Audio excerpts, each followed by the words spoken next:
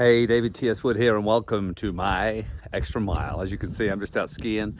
I just recorded a show on the way up to the ski hill, and today's show is really about a practice of mine. It's called immediate forgiveness, and it's such a, when I go into the story of how this showed up in my life and how I utilize it, it's just something, if you can embrace this, if you can understand it, if you can internalize it and then practice it, it is just one of the most beautiful practices of releasing any tension in the body and sort of I always say, being clean inside.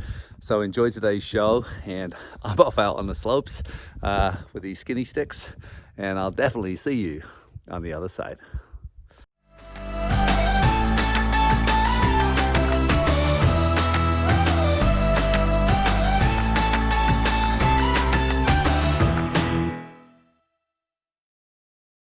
Hey, David T.S. Wood here, and welcome to my extra mile. As you can tell, I'm driving. I'm actually going back up the ski hill, trying to get a couple of days of skiing in, and it's just beautiful. You can probably see through the window. Beautiful Canadian weather. I don't really need a scarf. I just got it for Christmas, so I'm wearing it. But it's very, very mild out. So I want to talk to you today about forgiveness, and I know it's an interesting concept for me because I practice something called immediate forgiveness, and I got to go into the theory of it and give you some examples possibly, and let you understand the reasoning behind immediate forgiveness. Why does it benefit me to have an immediate forgiveness mindset? In order to do that, I should probably go back in time. I'm just going around a very steep corner here, and I don't want the phone to fall.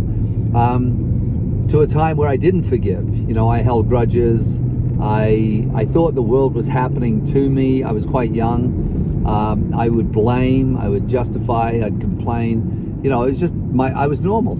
It's a very normal way of being. The challenge, of course, is I didn't realize the impact or effect of holding on to things. And I went through some interesting times with my family. My brother and I didn't speak for about 6 years. My sister and I didn't speak for quite a long time. I didn't speak to my mom for a long time. I didn't speak to my father for a long time. So I've gone through that, and now we're all really, really close. One of my brothers has passed away since. But I just remember being caught up in something. With my brother, for example, the one that passed away, we didn't speak for a number of years. I can only assume what created the conflict. I don't know exactly what it was, but years later, as I started to get a little bit older, I approached him on this and talked to him about it, and he couldn't remember either what the problem was. So we couldn't articulate why we weren't talking, which I find so often is the case, when there's conflict and two people are separated over something. And I remember going through, again, these are very normal feelings, but just sort of expecting the other person to take the step forward, expecting the other person to apologize. And what I didn't realize is the significance of holding on to something, what it was doing to me internally. Now, I'm going to tell you a story here, which I've shared a couple of times. But, when I left home very, very angry. And back then I used to use the word hate. I don't like that word anymore. I don't like using it at all. But, I believed at the time I hated my mother. I hated my house. I hated living there. I left home when I was 15. And and I ended up backpacking around the world for about 10 years. And I remember when I arrived in Canada, I was still illegal at the time. There was a girl I was seeing who suggested that I go back to England and talk to my family about the stuff, because she could see in me that this kind of wound that I was carrying and how it was showing up, my distrust of people, distrust of women, there's a lot of things going on that are, I can't say that I was fully aware of. It was just the way I was. But there was definitely this thing inside of me, because there's a great saying which I love and I use it all the time, holding on to hatred or anger or any of the dark energies is like drinking poison and expecting the other person to die. And I definitely had drunk the poison, and this poison was festering inside of me to the point when I decided that it was time for me to go back to England and speak to my family and everyone and just talk about it, just get it out of it. I was holding everything inside and had done for over a decade. And the one sage words of advice that she gave to me was, hey, don't expect anything to change. Don't expect them to say sorry. Don't expect them to agree it happened. And if I hadn't been given that information, things could have turned out very, very differently from what they did. But armed with that information, I did go back and I sat down with each of the family, and lo and behold, some denied things, some just couldn't remember them, and there wasn't the same energy that I had, that they had, which was very, again, when I think about the path I ended up taking, which is to do the work I do, working with people. Thank goodness I'd gone through this and experienced the devastating impact of holding on to anger and hatred and all these dark things, and then going through a process where I was ready to let go, and people were like, well, I don't know what you're talking about. I don't think that happened. And then I could have questioned myself, but I didn't, in the end. But here's what happened, which is really a life-changing moment for me, is when I came back to Canada. I was actually living with my buddy Freddie in Ontario, but I came back after releasing this sort of emotional knot that I was carrying, and I got so sick. And anyone who knows me knows that, I can't even remember the last time I was sick, and I'm talking about years and years and years. I just don't get sick. And I've only ever been to a hospital or a doctor typically for preventative stuff, but not, so I've just been very fortunate with my health. But I got back to Ontario, and I got so sick, and this is going to be pretty graphic, so if you're eating your cornflakes right now, I apologize. But mucus came out of my ears, my nose. I was vomiting. I had diarrhea. It was just like this stuff was coming out of me that I'd been holding on to, and I was immobile. I couldn't walk. I couldn't eat. I couldn't drink. I was just laying there like a vegetable, and it's like all this stuff that I'd been holding on to was coming out of me, and sort of oozing out of my body. And I didn't realize to the extent. It's only now in hindsight, as you move further and further away. And I really have a great relationship with my family. I speak to my mom now maybe twice a week, maybe sometimes more. I speak to my father the same, and we're really, really close. And we're very, very different family. I think that when we have family gatherings, which typically I instigate when I go home, is none of that insidious, backstory lurking underneath things are set out in the open. There's nothing really lurking, or any, I don't see any big fake mask being worn to navigate a gathering and then hoping to get out of there. So, we've come a long way. But, that experience has been sort of probably the foundation of the philosophy about immediate forgiveness. And so my premise, which I live by, and it's very, very easy, is that when shit happens,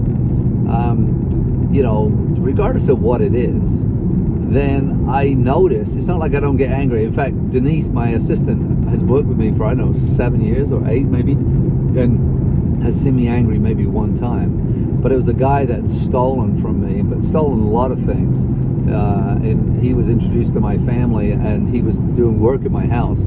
and but stole many, many, many things. He was, he had a drug issue and was stealing to feed that drug issue. But when I caught him, and I had a hunch about it, and I followed him, it was like I felt like a detective. I called him and pretended I was somewhere else, and then I followed him, and he told me the car had broken down, and da-da-da. So, I caught him in the act, but then when I approached him, he really got my wrath. So when I say about immediate forgiveness, it's not like I don't feel upset or angry at the time. I just don't hold on to it. I mean, I can get upset, and that was an indication where after all these years, Denise heard me, and she said she was so scared she went and hid in the bathroom, because someone like myself who doesn't show anger or upset or frustration very often. I'm not saying that doesn't happen with my kids, by the way. I'm just talking about in general.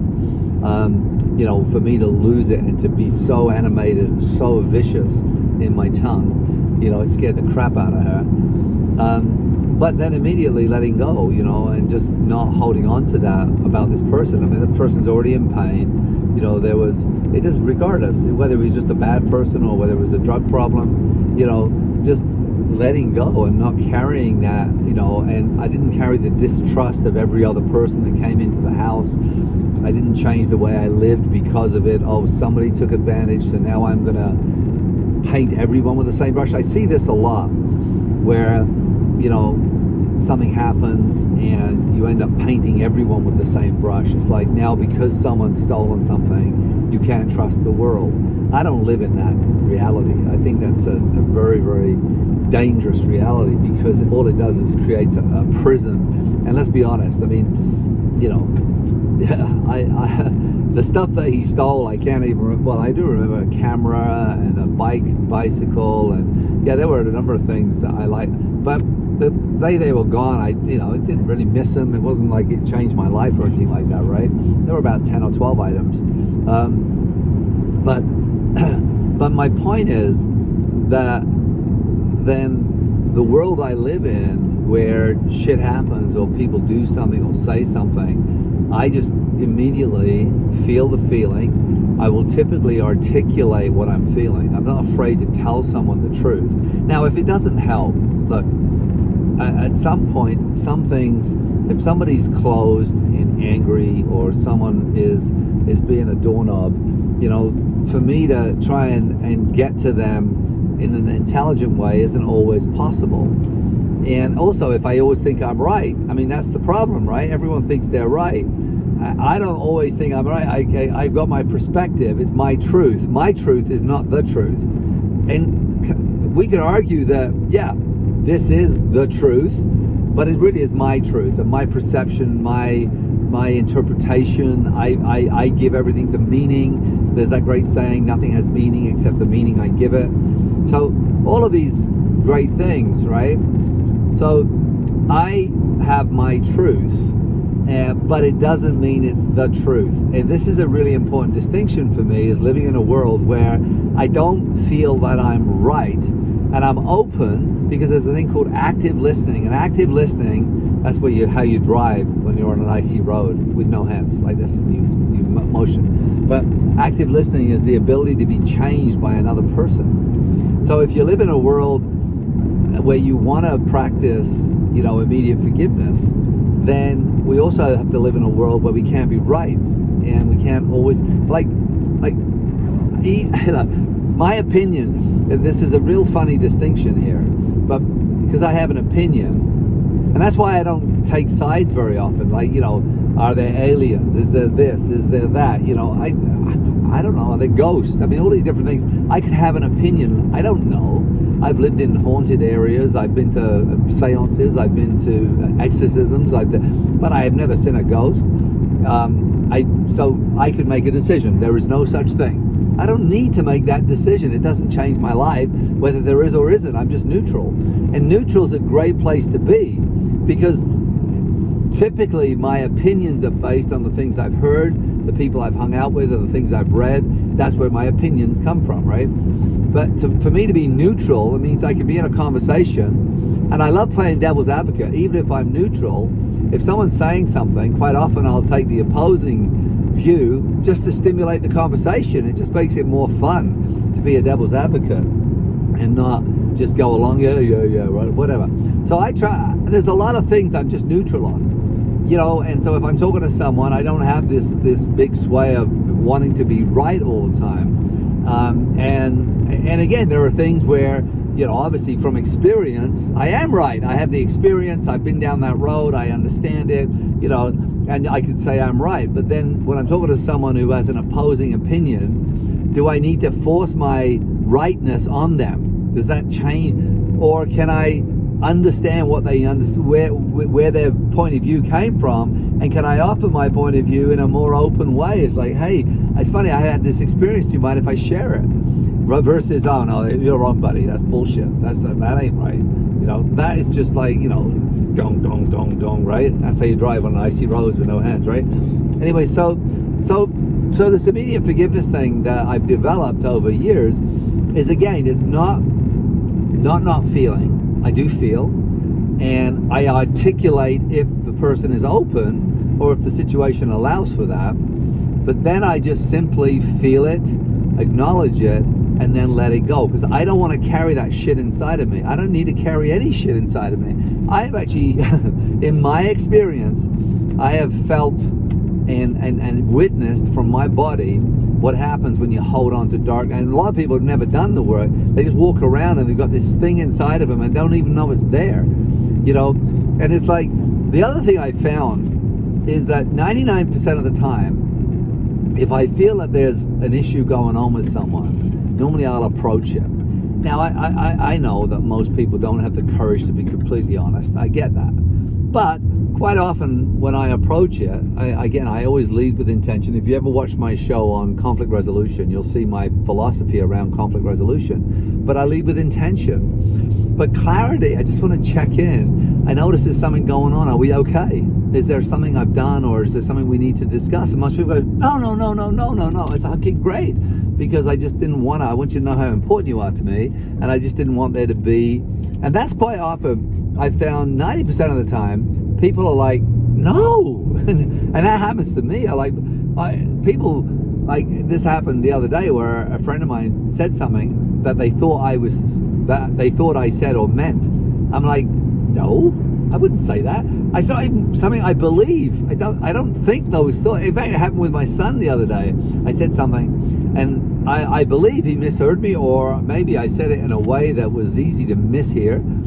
And I said to him, but I just don't think those thoughts. It's not a thought that goes through my head. I promise it's not something I would have said to you. So anyway, so getting back to the immediate forgiveness part is become aware, I feel it, aware, I'll articulate if possible. If not, but then I make a decision to simply let it go and forgive that person, because there are a number of reasons why we do things. Now, and I don't know what is going on in that person's heart, their mind, their soul, their body. I don't know their particular journey. I don't know, to what extent their home life was. I know what mine was like, and I know if I hadn't have changed as a person, I'd still be a lying, cheating. I was a survivor. I was more of a manipulator. I did lie, and I did steal, and I did cheat, but I wasn't a bad person. I was a survivor, and that's my interpretation. But if I'd stolen from you, you'd think I was a bad person. But deep down inside, I wasn't a bad person. It was just, we grew up really poor, and stealing was just something I did every single day, and often it was food, and especially after I left home, I stole food all the time. But I wasn't a bad person. I wasn't deep down bad. I was just, if I'd have continued down that road, I may have got worse and stolen bigger things, But when I practice immediate forgiveness, it's not a question of, again, wanting to be right. It's a question of giving them the benefit of the doubt that potentially, and if I can't talk to them, I got to choose. Do I want to hold on to this, or do I want to let it go? Do I want to carry this, or do I want to let it go? Now, in what I've found, and this is really a nuance. The nuance is when I catch my mind revisiting something, old stuff. and labeling that person, or wanting to dislike them, or wanting to make myself right again. I keep going back to that whole right thing. And the truth is, when I catch myself doing that, I kind of say, whoa, stop that. I don't allow myself to go down that rabbit hole. And when I think about that person, I do my best to think good thoughts. Like this one guy that stole all this shit from me, I won't use his name, but I wish him the best. I knew he was in a really bad place. I mean, when you're strung out on drugs that you're stealing from one of your clients, and somebody who really helped him, I mean, we gave him a car to help him in his business, right? But I don't walk around thinking, I'm not going to help anyone anymore, and look what happens if people take advantage if you're really nice. That's all bullshit. Some people do. But again, he's gone through a journey, and if I saw him tomorrow, I would be nice to him. And hopefully we could have a conversation then and say, how are you doing? Have you got through this? Are you okay? And so, it's just the way it is. But what it leaves me with is a clean feeling.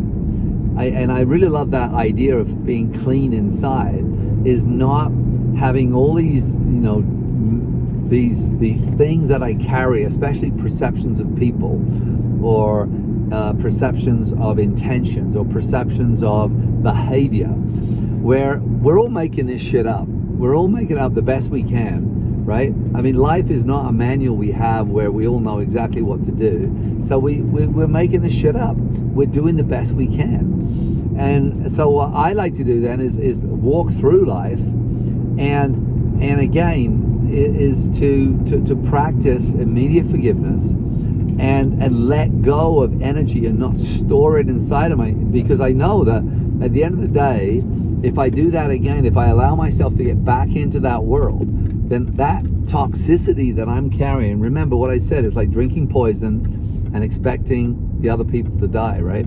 And so again, just as a practice, and if you have any questions about this, just why don't you leave it in the comments, and I promise I'll address them.